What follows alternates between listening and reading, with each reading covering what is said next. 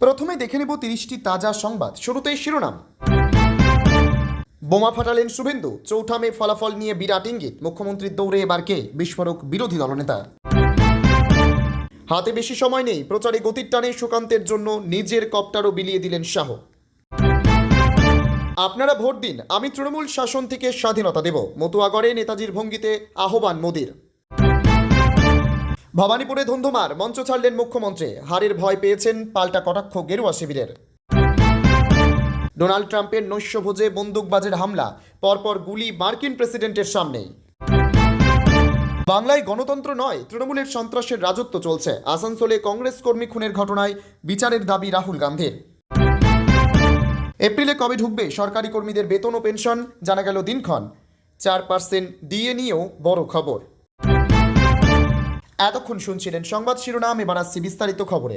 ভিডিওটি ভালো লাগলে লাইক করুন এবং আমাদের ইউটিউব চ্যানেলটি সাবস্ক্রাইব করে আমাদের সঙ্গে থাকুন। পরবর্তী আপডেটের জন্য ধন্যবাদ। 2026-এর বিধানসভা নির্বাচনের আবহে আত্মবিশ্বাসের সুর শোনা গেল রাজ্যের বিরোধী দলনেতা শুভেন্দু অধিকারীর গলায়। শনিবার বেসরকারি এক চ্যানেলকে দেওয়া একান্ত সাক্ষাৎকারে বিজেপির সিনিয়র নেতা দাবি করেন, চৌঠা মে ভোটের ফল ঘোষণার পর এ রাজ্যে নিশ্চিতভাবে সরকার গড়বে বিজেপি। মুখ্যমন্ত্রী মমতা বন্দ্যোপাধ্যায় পশ্চিমবঙ্গকে ধ্বংসের কিনারে নিয়ে গিয়েছেন বলে অভিযোগ করে শুভেন্দু বলেন, বাংলার মানুষ এবার ব্যালটেই তাকে উপযুক্ত জবাব দেবেন। দ্বিতীয় দফার ভোটের আগে ফের সক্রিয় ইডি। হাবড়ার 2 বড় ব্যবসায়ীর বাড়িতে কেন্দ্রীয় এজেন্সির হানা।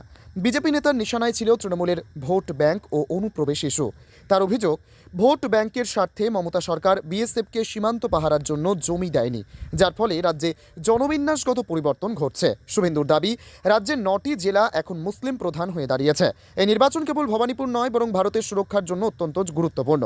তৃণমূল সাংসদ অভিষেক বন্দ্যোপাধ্যায়কে আক্রমণ করে তিনি বলেন, পিসির ভাইপো হওয়া ছাড়া অভিষেকের আর কোনো রাজনৈতিক পরিচিতি নেই।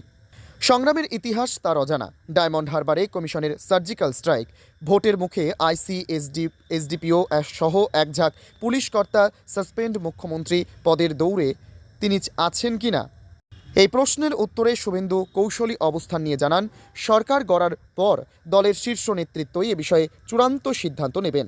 হিন্দু ধর্ম ও রাম মন্দির নিয়ে মুখ্যমন্ত্রীর আপত্তির সমালোচনা করে তিনি বলেন, একমাত্র মমতাই রাম মন্দিরের বিরোধিতা করে হিন্দুদের ভাবাবেগে আঘাত করেছেন।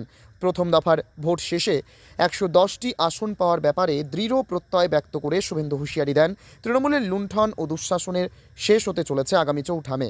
এখন কেবল সময়ের অপেক্ষা। বাবরি মসজিদ নিয়ে তোলপাড় ফেলা মন্তব্য, শাহী হুঁশিয়ারিতে হুলস্থল।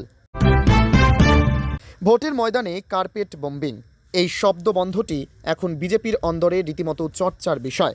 প্রতিপক্ষের দুর্গে আকাশ থেকে নিরন্তর বোমা বর্ষণ, রূপকার্থে তৃণমূলের ওপর ঠিক সেটাই প্রয়োগ করছে পদ্ম শিবির। তবে এই বোমা বর্ষণ রূপক নয়, বরং আক্ষরিক অর্থেই আকাশপথে দাপিয়ে বেড়াচ্ছে বিজেপির একঝাঁক হেলিকপ্টার।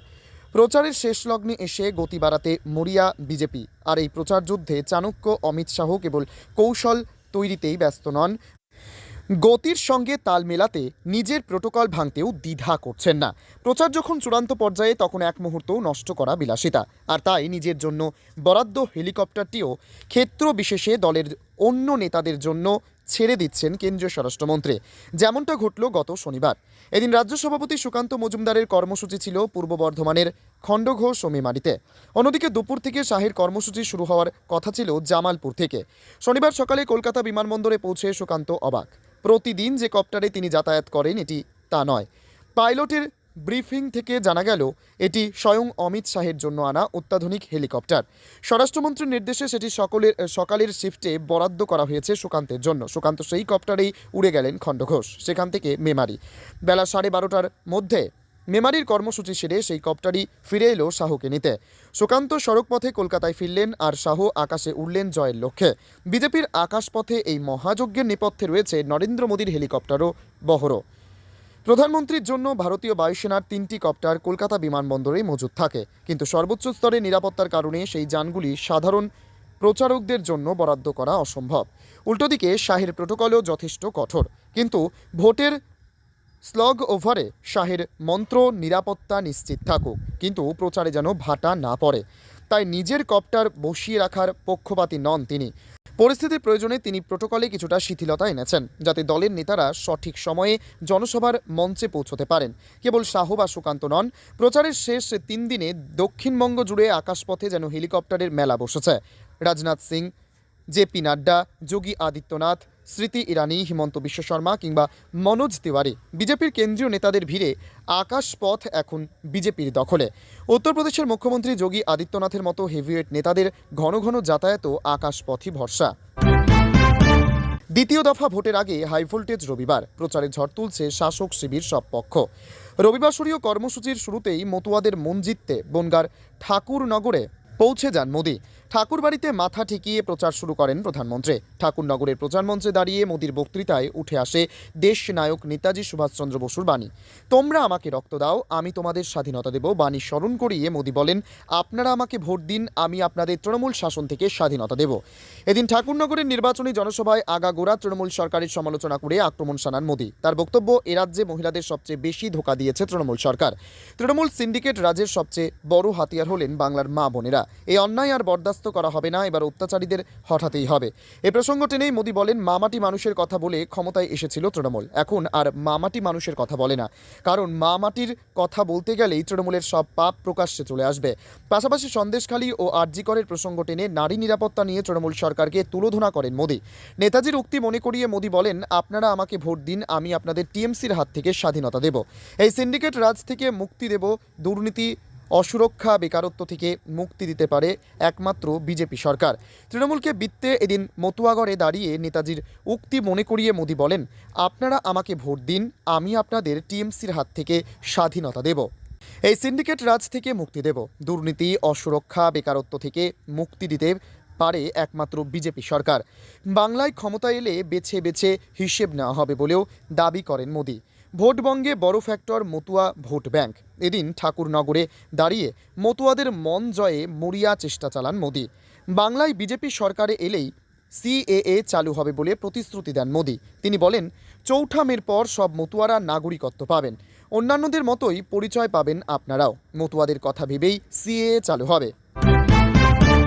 ভোটের মুখে রণক্ষেত্র দক্ষিণ কলকাতার ভবানীপুর। নিবার বিকেলে চক্রবেড়িয়া রোডে তৃণমূল সুপ্রিমো মমতা বন্দ্যোপাধ্যায়ের সভার কাছেই বিজেপি নেতা শুভেন্দু অধিকারীর সভার আয়োজনকে কেন্দ্র করে চরম উত্তেজনা ছড়ালো এলাকায়।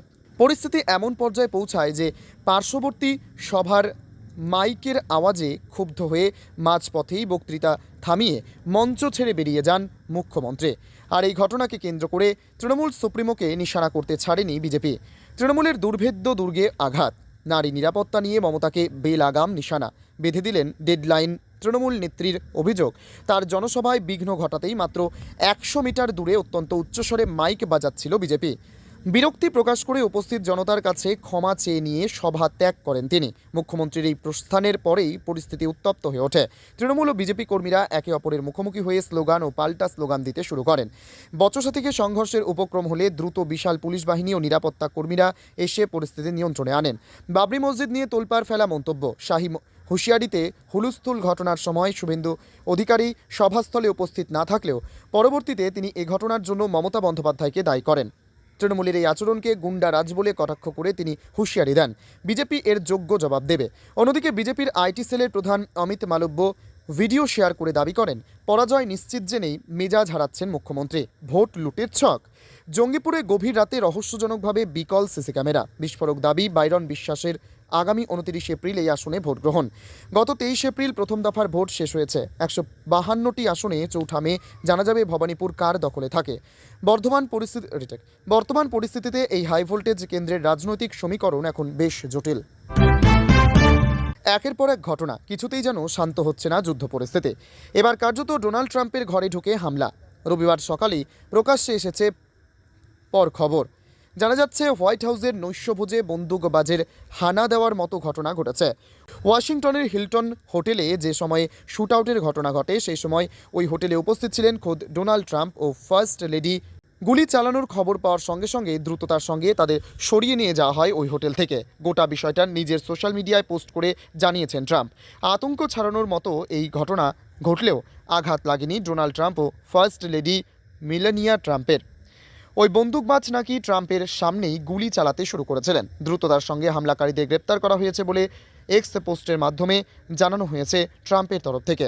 সংবাদ সংস্থা এএনআইয়ের তরফ থেকে একটি ভিডিও পোস্ট করা হয়েছে, যেখানে দেখা যাচ্ছে গুলি চলার সঙ্গে সঙ্গেই ট্রাম্প সহ অন্যান্যরা টেবিলের আড়ালে মাটিতে বসে পড়েন।